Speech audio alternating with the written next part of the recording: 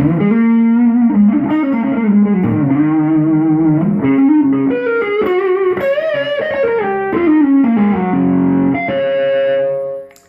guys, today I'm going to talk about Paul Reed Smith guitars, but not in the way you think I'm going to talk about them. I'm going to talk about my experience with Paul Reed Smith guitars and how I became a person who enjoys Paul Reed Smith guitars, because I didn't land this probably the same way you guys did. So I'm going to try to make this as fast as possible. I grew up in Tucson, Arizona, and in Tucson, Arizona in 1989, 1990 when I started playing guitar, the brands you could get were basically West Tone, Series 10, Aria Pro, Godin, Fender, Gibson, Jackson, Music Man. That's about it. That's the brands, right, that you can get. BC Rich, oh yeah, BC Rich for sure. And Ibanez, of course. And so I graduated up guitars, like most people do, to an Ibanez. That was my first real big purchase guitar. Okay, so we're talking 1993 is when I did that. 1993, I bought an Ibanez guitar. These for over $700 bucks. It was a big deal. I'd never even seen a Paul Reed Smith guitar. They didn't even exist down in Tucson. Parker guitars, all these crazy, expensive guitars didn't exist. No one even saw one. So fast forward years later, I'm finally in guitar centers like everybody else, and I'm looking at guitars. And I see Paul Reed Smith. I've never given them a thought. I just wasn't interested in them.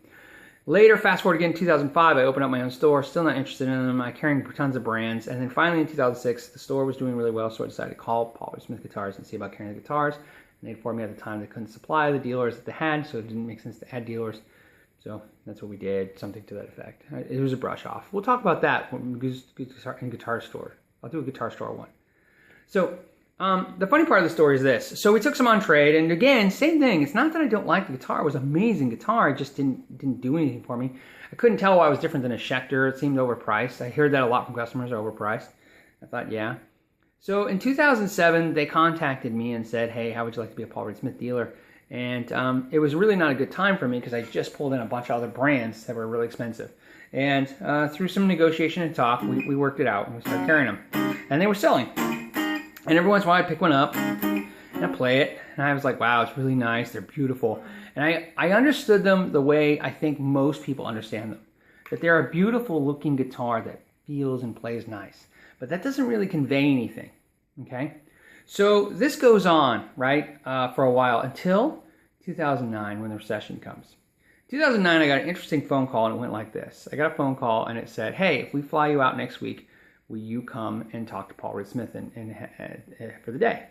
And, of course, I said yes, and they brought my partner from the store. And the funny part of the story is that, I had to work it out with, get babysitters for my kids and the whole 9 yards. So I flew out there. I had no idea, although I explained to them that, I don't have any money to buy, $500,000 worth of guitars, so I don't know what it's going to be about. And they assured me that's not what it's about. I won't rat anybody out, but at the time, so when I was there, I was with at least 5 other store owners that I won't tell you their names, but I will tell you this. They own some of the largest, most predominant music stores in the country. I was the only guy there that didn't have a giant, mega, oh my goodness, store. Okay, so I'm there. They put me in a hotel. It was amazing. Had an amazing dinner with Paul Reed Smith and a good time that night. And the next day, we went in a room, and here's what happened. Paul Reed Smith came in the room and said, basically, hello, my name's Paul Reed Smith. And he says, what am I doing right? What am I doing wrong? How can I make it better? Go. And the room went silent. And I don't like silence because I'm a chatty guy, so I started talking, right? And I said, hey, well, your website's horrible, and I don't like your catalog. And he said, the Signature magazine? And I said, that's even worse. I don't like catalogs at all. They don't tell you anything. It's useless to me. And the website's horrible. And then they asked, Paul Reed Smith and the Frank, I think was the VP at the time. And they said, well, whose website's good? And I said, well, Ibanez. And so, to this day, they didn't change anything based on my opinion. So their website's still horrible. I love Paul Reed Smith guitars, but their website's horrible. We all know. Looking at a square color is stupid. Ibanez does do a great job showing you pictures, giving you illustrations, better specifications. It's a better website. And really, that's not the greatest website, right? I mean, there should be better. If you want to sell guitars online, which I don't, I think you should have videos. I think it should be the most amazing experience ever, right? It should be better than a music store's experience. Not to go on a tangent, but I still don't understand why I'm expected as a guitar player, a consumer, to buy online and when I can buy it at the same price in a music store and not have the same experience. If online really wants to win me in the long run, they're going to have to improve the experience for me, not just the price. But anyways, that's off my tangent. Back on this. So we were talking, and And he started explaining things. He said, look, his statement was, he said, everything that touches the strings is God. This is a quote. And he said, the tuning keys are God, the nut is God, the frets are God, the bridge is God. It's basically the most important part of the guitar because it's how the string resonates. And then he snapped an A string on a guitar and he said, look, it sustains. I forgot how many seconds. I think he said 16 or whatever. He explained how many seconds it sustains. And I said, that's great. However, nobody knows that. I didn't know that. I was in shock. Here I am owning a store, selling guitars for years. The sales rep is an amazing sales rep who's trained me so well. But still, all that stuff, I didn't know that Paul Reed Smith was this passionate guy who was so crazy into guitar that made somebody like me crazy into guitar look like I was an amateur on every level. Not just because he's a great builder and I'm just a repair guy and a salesman. It was because I thought I knew everything about guitars, about specs, right? Like, think of this, like I look at myself like a sports fanatic. I know every specs of every player, right? I know all the specs of all the guitars. So when somebody throws something like that at me, I said, hey, well, that's what you need to tell people. By the way, warning kids, there's going to be some cursing. So anyway, so Paul Reed Smith said to me, he said, you want me to tell my competitors why their guitars are shit and how they can make them better? And I said, well, yes, because the customer will own that information from you. If Paul Reed Smith Guitars puts that information out there, that this is how the guitars are made, that, right?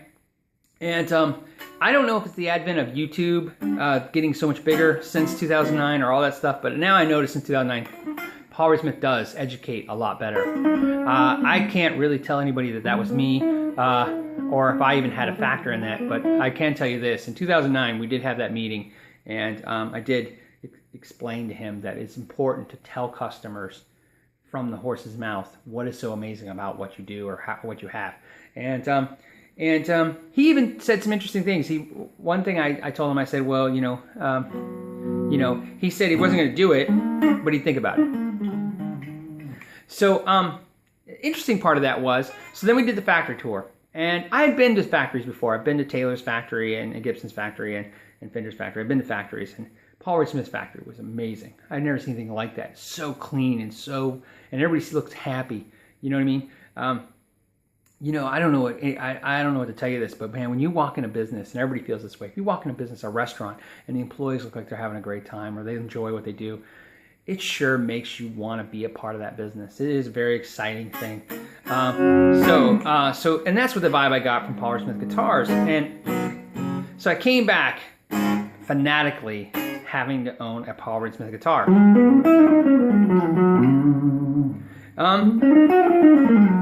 And not because the factory tour, when they explain how they glue in each fret and how, basically they dry the wood properly and how the machine is so perfect and, the tuners and the balance. And what it was my realization at that moment that what I perceived was the doctor lawyer's guitar and a high-end company that doesn't care. What I figured out was in the 80s and 90s, Ibanez was a very innovative company and it brought a lot of amazing products to the masses. And there's a lot of companies that did that. I'm not discrediting any, PV or Fender or whoever, Kramer, right? But innovation was Ibanez's goal, to make the guitar better, not to copy the guitar. That was the 70s adage of Ibanez, to copy guitars. But in the 80s and the 90s, they were out to kind of take what we had as guitar players and make it better and blow our doors off and make things better. Paul Reed Smith is basically that adage now. He's just saying, look, he's taking Gibson and Fender and all these guitars and I'm going to make it better. Now, if you sitting there watching this and you're saying, yeah, but I think, Gibson's better and I think Fender's better, you're right if you think that, because whatever you think is really the truth that you live by. But what I'm arguing is not that Paul Reed Smith's guitars are better sounding than Gibson's. I'm saying that their fit and finish is better, and we all agree with that. I don't think anybody, even the hardest core Gibson fanatic, knows that Paul Reed Smith's fit and finish is better.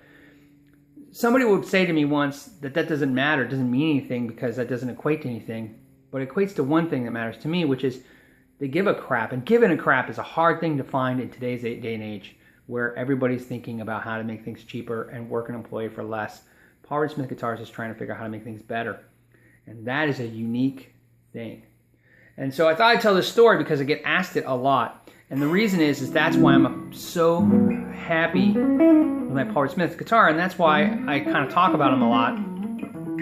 Not because they're expensive and I feel cool owning one, It's because when I own one, I feel like, wow, everybody who built this was really happy to do so, and the guy who designed it was really trying to give me something cool. And to be honest with you, he's one of the last guys. There's only a few left, so you know, and I gotta let the video go. But here's the deal: Harley Peavy, Paul Reed Smith. I mean, big players. I don't want to discredit the smaller guys. You know what? Randall Smith and Mesa Boogie, right? There's a few guys out there that they give a crap. They're working hard. They own their companies, right? They're American entrepreneurs that try to give customers value, and they're really, they all three of those companies I mentioned have a little bit of making in China or making overseas and doing stuff, but the core of their product, they're trying to keep it here in the United States. All right, guys, it was a long video. Thanks for your time. Know your gear.